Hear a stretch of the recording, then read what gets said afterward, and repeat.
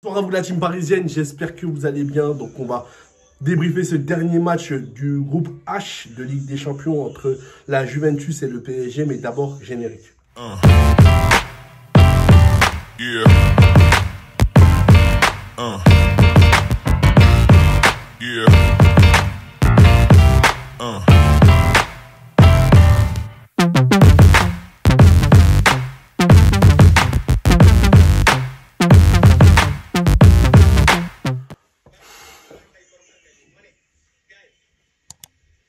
Je sais pas quoi dire. Donc voilà, on est deuxième du groupe. Donc le PSG s'est imposé 2-1 par un but de Mbappé. Bonucci qui a marqué pour la Juventus et le deuxième but, c'était Nuno Mendes par son entrée qui a été fulgurante. Je sais pas quoi dire. À part dire que je suis vraiment en colère. On n'avait pas le droit d'être deuxième du groupe. Normalement, on devait s'imposer contre Benfica. Je respecte bien évidemment l'équipe de Benfica, mais c'est pas normal. C'est pas normal. En fait, le PSG, j'ai remarqué que lorsque l'équipe en face elle met de l'intensité, ils perdent tous leurs moyens. Ils perdent tous leurs moyens, c'est clair. Donc là, maintenant, voilà, hein, on est deuxième, on ne peut plus rien faire. Là, on va affronter tous les grands. Donc ça va être City, Liverpool, le Real, etc. hein.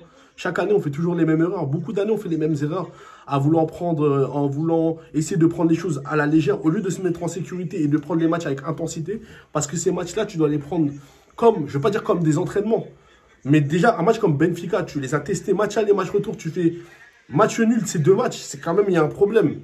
Il y a un problème, rien n'a été travaillé, rien n'a été remis en question. Donc là, c'est bon, en fait. Je sais pas quoi dire, la Juventus, ils étaient même pas forts, en plus, c'est ça le pire. En fait, le PSG, tu mets un petit peu d'investissement, l'équipe en face, elle met un petit peu d'investissement, le PSG, ça, ils perdent leurs moyens. Ils perdent leurs moyens, on les reconnaît plus, ils savent plus jouer au foot. Non, mais là, quand même, c'est grave. C'est quand même grave, là, on est deuxième. Donc là, ça y est, ça va être... j'ai très peur. J'ai très peur qu'on va affronter un gros et après, on va être éliminé comme d'habitude, on va pleurer, c'est ça. Voilà, parce qu'on a donné encore le bâton pour se faire battre. Les joueurs, qu'est-ce qu'ils font sur le terrain? C'est incroyable, en fait. Mais on regarde un milieu de terrain. Regardez le milieu de terrain. Verratti, on ne peut plus le mettre 6, en fait. J'ai remarqué qu'en fait, il ne met pas de rythme. Il met pas de rythme, et en plus, il ne fait pas monter le bloc. Vous voyez? Le 6, c'est lui qui est comment dire, la tour de contrôle. C'est lui. Il doit organiser le milieu de terrain aéré, c'est lui. On regarde par exemple Busquets. Bon, là, pas le même Busquets, mais par exemple, les années où il y avait la gloire du Barça, on voyait que Busquets, quand il avait le ballon, ça faisait que les joueurs, ils écartaient. Vous voyez, ils écartaient, ils essayaient de... Parce qu'ils savaient que Busquets, lorsqu'il avait le ballon, il pouvait te la mettre dans n'importe quelle position. Et donc, ça faisait que les joueurs, ils écartaient les milieux de terrain. Iniesta et Xavi, ils écartaient. Rodri, quand il a le ballon.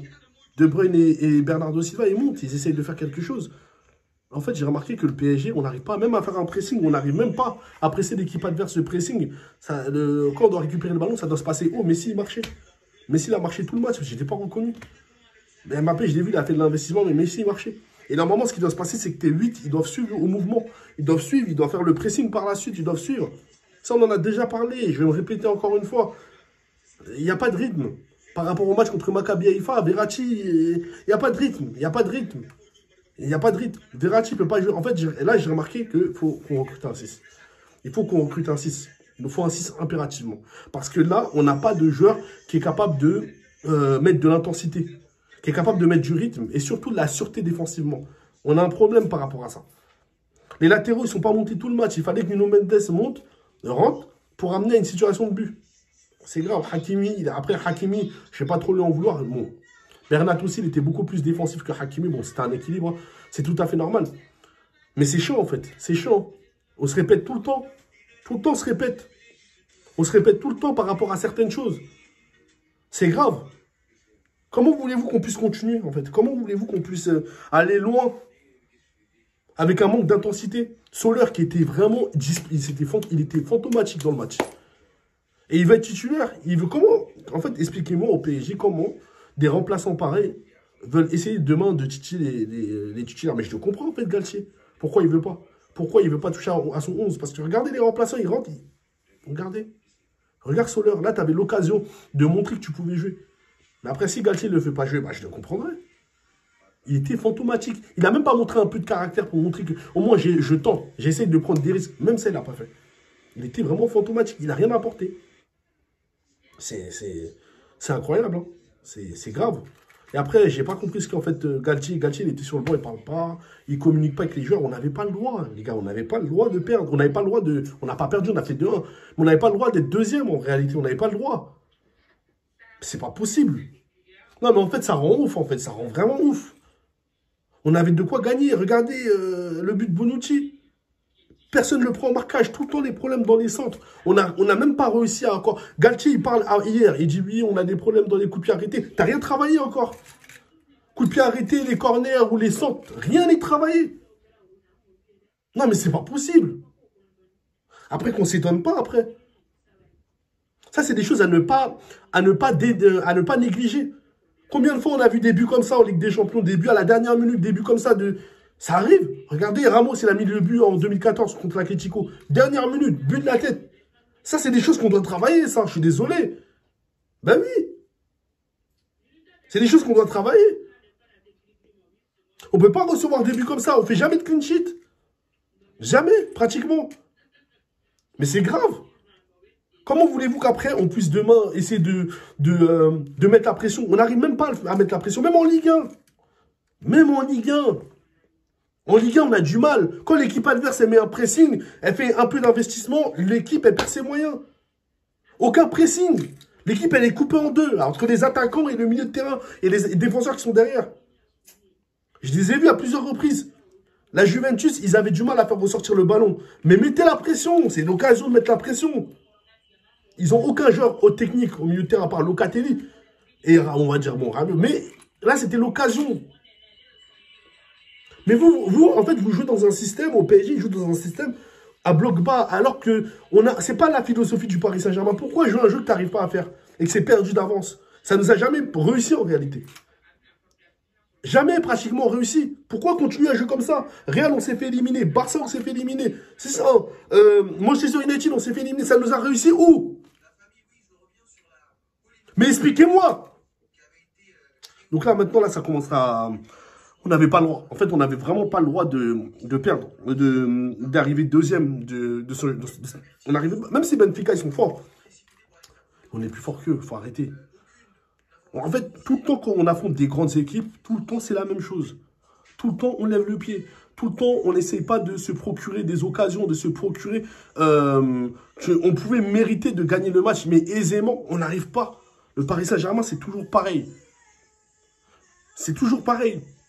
Les milieux de terrain qui écartent pas. Écartez le jeu, les gars. Écartez. En fait, il nous faut un 6. Verratti doit jouer 8, en fait. J'ai capté qu'en fait, il doit jouer 8. Il ne peut pas jouer 6. Il peut pas. Il met pas de rythme. Il met pas de rythme. Il met pas de rythme. Il monte pas. Il reste trop bas. Il reste trop proche des défenseurs centraux. Qui amène qu'il y a un déséquilibre La dernière fois, je parlais de Marquinhos. Là, maintenant, on parle de Verratti. Vous voyez le match qu'on a fait contre Maccabi Haïfa, le jeu, il a été direct. Verratti, il n'était pas là. Le jeu, il a été direct. Et c'est comme ça qu'on doit jouer. Et vous vous en rappelez, hein, j'en avais déjà parlé. Après le match contre Maccabi Haïfa, j'avais dit que lorsque Verratti va revenir, parce qu'il était suspendu, que là, il faudrait essayer de lui inclure que le jeu doit être direct. Ben oui, il faut lui inclure ça. Quand c'était comme ça, il fallait mettre Verratti, il fallait mettre directement Renato Sanchez 6. Comme ça, Verratti, qui s'entend très bien avec Messi dans le jeu ou Mbappé, ils vont beaucoup plus jouer dans les 10-30 mètres des cages adverses. Ça paraît beaucoup plus simple, en fait. Donc, franchement, voilà, Benfica, ils l'ont mérité. En toute sincérité, ils se sont tués début jusqu'à la fin, pendant tout le truc. Chaque joueur, ils les ont respectés. Ils ont montré l'investissement contre n'importe quelle équipe, contre nous, contre Maccabi Haïfa et contre la Juventus. Donc, que peut-on leur reprocher à eux? Rien du tout. C'est à nous. C'est nous. C'est nous le match contre Benfica. Match aller, match retour. On n'a pas montré d'investissement comme on sait le faire. On attend d'être pied au mur pour le faire. C'est toujours pareil que le Paris Saint-Germain. Donc voilà. Je vais faire un live tout à l'heure sur TikTok. Abonnez-vous. Donc je vais mettre mon lien sur TikTok. Donc on va faire un live vers les alentours de minuit, minuit 30. Abonnez-vous, likez à mon TikTok. Abonnez-vous à mon Instagram aussi. C'est très important. Voilà, on va parler. Je vais essayer aussi d'interagir avec vous. Donc, c'est très important. Abonnez-vous à mon TikTok. C'est très, très important. Et sur ce, passons une bonne soirée. On verra pour la suite, hein, après la Coupe du Monde. Et pour la Ligue des Champions, bien évidemment, parce qu'il reste encore des journées de Ligue 1. Et sur ce, au revoir et allez parler.